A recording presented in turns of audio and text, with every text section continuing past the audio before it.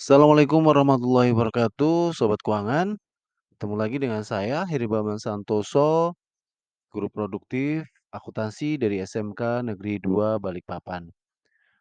Sobat keuangan, pada kesempatan kali ini saya akan membahas tentang ayat jurnal penyesuaian UD Uji Coba Skada yang beberapa waktu lalu sudah saya bahas terkait dengan jurnal khususnya.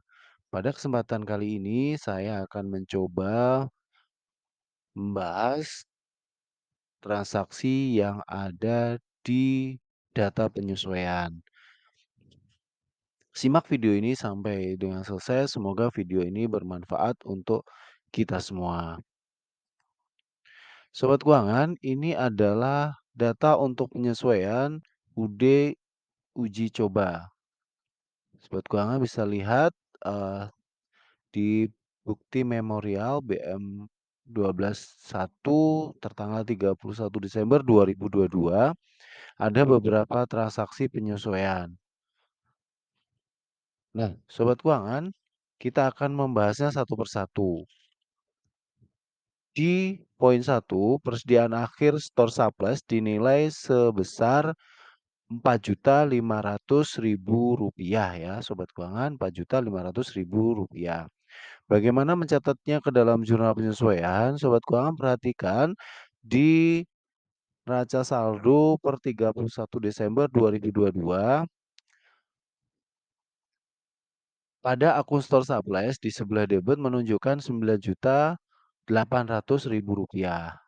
Nah, sementara di perhitungan akhirnya senilai Rp4.500.000.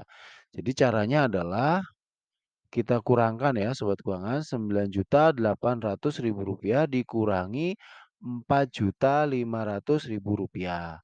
Berarti yang menjadi beban di bulan Desember adalah sebesar Rp5.300.000. Maka akan dicatat di dalam jurnal penyesuaian store surplus expense pada store surplus masing-masing adalah Rp5.300.000. Itu untuk transaksi nomor 1 ya sobat keuangan di BM 12.1. Selanjutnya di nomor 2 ada beban sewa toko bulan Desember 2022 senilai Rp2.500.000. Nah, sobat keuangan, ketika informasi dari teknik akuntansi ini, ketika informasi yang disampaikan kepada teknisi akuntansi ini berupa penyampaian bahwa pada bulan Desember 2022 yang menjadi beban sewa adalah sebesar Rp2.500.000, maka itu langsung di jurnal. Jadi langsung di jurnal. Dengan jurnal di debit range expense, kemudian di kreditnya adalah prepaid rent. Masing-masing Rp2.500.000. Seperti itu ya sobat keuangan. Karena di neraca saldo sini menunjukkan angka prepaid rent-nya adalah Rp2.300.000. Nanti akan berkurang ketika di neraca saldo setelah penyesuaian ya sobat keuangan. Kita lanjutkan, sobat keuangan, di nomor 3 ada beban asuransi bulan Desember 2022 senilai Rp1.250.000. Sama ya sobat keuangan. Jadi kalau informasinya seperti ini, maka langsung saja dicatat di jurnal penyesuaiannya yaitu dengan mendebit insurance expense dan mengkredit prepaid insurance ya, prepaid insurance sobat keuangan. Masing-masing adalah Rp1.250.000. Berikutnya, sobat keuangan, adalah nomor 4, taksiran kerugian piutang dagang 5% dari saldo per 31 Desember 2022. Nah, sobat keuangan, ini kita hitung terlebih dahulu ya. Kita lihat di neraca saldo per 31 Desember 2022 itu menunjukkan Account receive account receivable atau piutang dagang senilai Rp285.270.000. Ini dikali 5% ya sobat keuangan, Di 5% tuh hasilnya adalah 142.635.000. Nah ini sorry sorry, sorry sobat keuangan, saya ulangi lagi ya, 285.275.270.000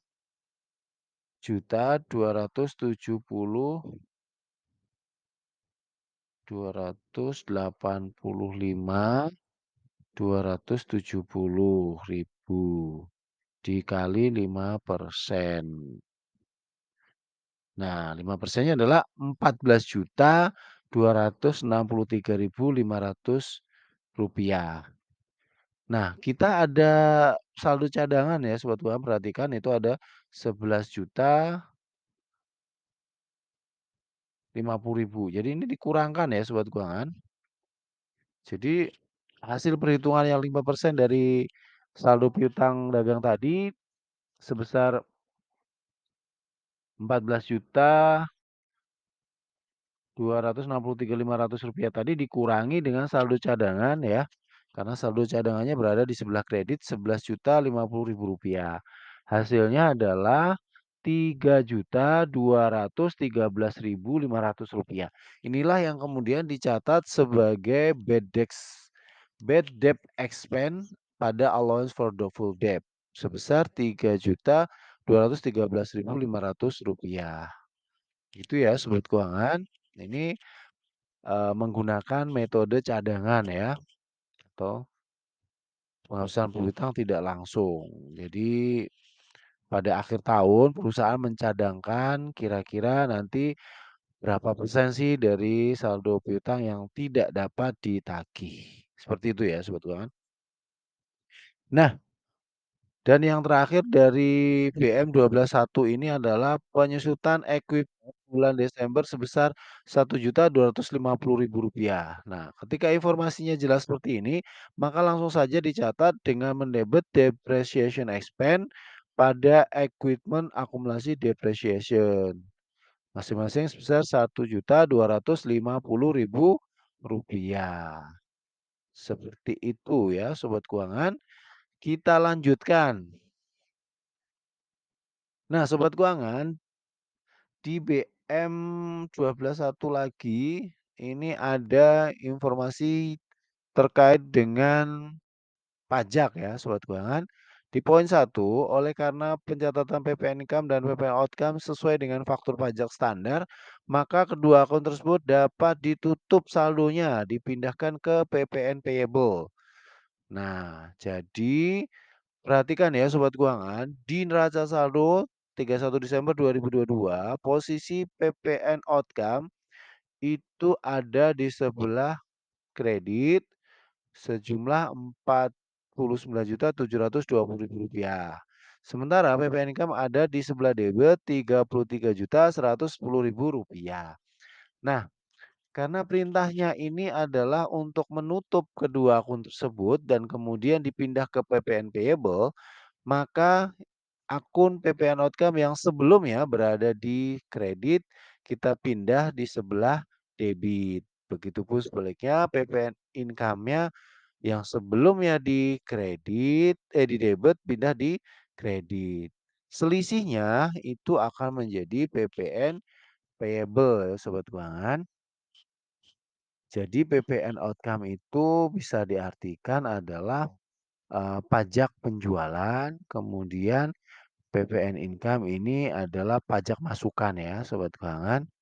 Jadi saya ilustrasikan seperti ini, ketika perusahaan menjual barang, maka perusahaan juga bersamaan dengan itu menerima pajak penjualan ya. Kemudian PPN income-nya adalah ketika perusahaan membeli barang, bersamaan dengan itu PPN-nya juga dibayar oleh perusahaan. Jadi ketika PPN outcome lebih besar dari PPN income, secara otomatis perusahaan masih memiliki utang PPN kepada pemerintah sebesar yang dalam hal ini sebesar Rp16.610.000. Begitu ya sobat keuangan cara menganalisisnya. Nah, Yang terakhir begini sobat keuangan, ini terkait dengan perhitungan pajak penghasilan PPh Badan, dengan pengenaan tarif pajak sebesar 22%.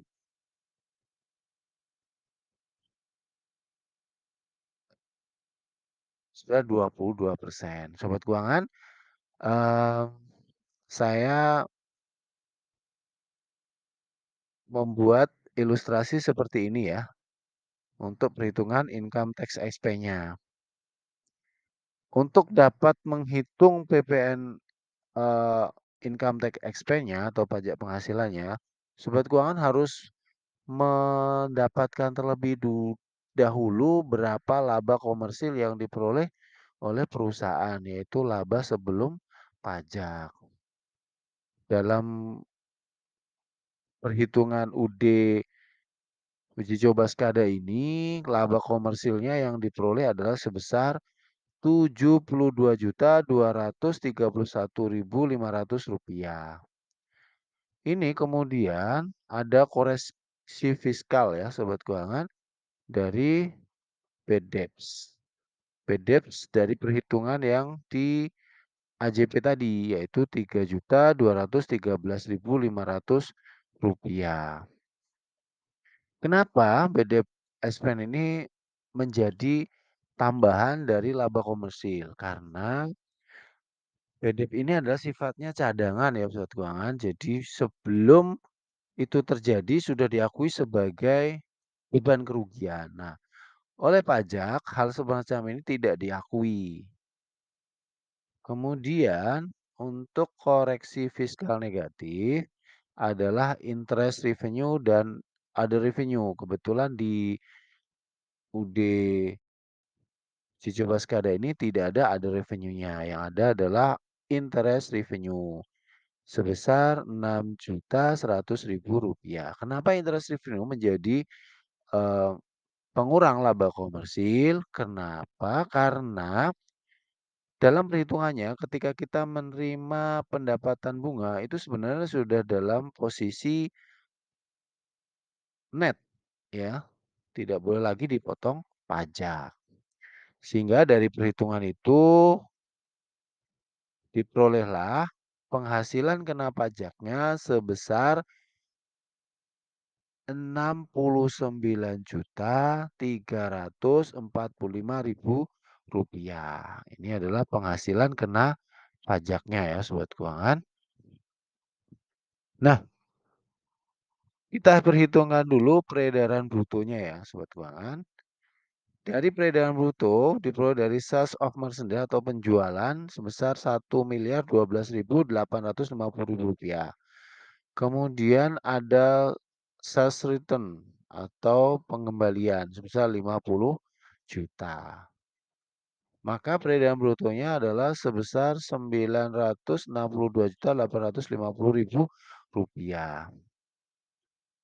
Ya, sobat keuangan, dalam peraturan pajak ada potongan bagi perusahaan yang peredaran brutonya sampai dengan 50 miliar itu mendapat fasilitas potongan sebesar 50% untuk yang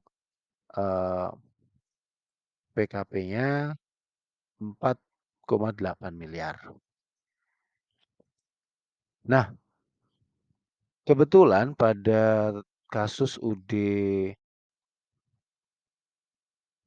coba ini peredaran brutonya sebesar Rp962.850.000. Ini mendapat fasilitas dengan peredaran bruto dibagi dengan peredaran bruto yang sebenarnya, kemudian dikali dengan PKP. Nah, PKP-nya langsung dikali dengan tarif sebesar 22%. Karena tadi ketentuannya mendapat potongan 50%, maka hasilnya adalah income tax expense uji coba skada sebesar Rp7.627.950.